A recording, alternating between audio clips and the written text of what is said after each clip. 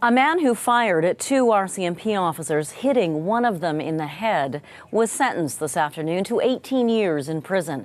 The shooting happened last summer near Onanol. CBC's Riley Lachuk was in court in Minnedosa today and spoke with the officer who was wounded. Teray Reset-Beaulieu sat silent as provincial court judge John Coombs delivered his sentence today, 15 years for attempted murder and 3 years for the crime spree that took place beforehand. However, outside court, the police officer he shot and wounded wasn't so silent. I think it sets the bar fairly low on police officers' lives. For two of us to be shot at and a 15-year sentence, that's way too low. Corporal Graham Kingdon was shot and injured by Reset-Beaulieu at the end of a crime-fueled night near Onanol last August. He and his partner were responding to a break-and-enter when shots rang out.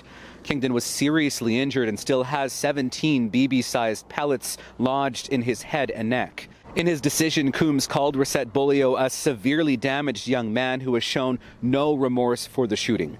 Coombs called his actions disturbing and abhorrent, and that his marginal intelligence means he has little hope for treatment while in custody.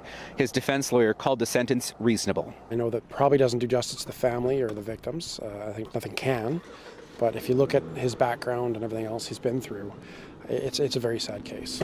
Kingdon called the sentence expected outside of court. In March, he said if the sentence doesn't denounce or deter this behavior to the maximum allowed, it has failed.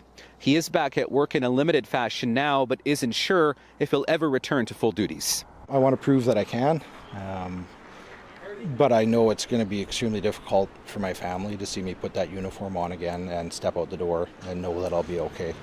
Now, Reset-Beaulieu was credited with 9 months of time already served in custody, meaning he has a little over 17 years left on his sentence.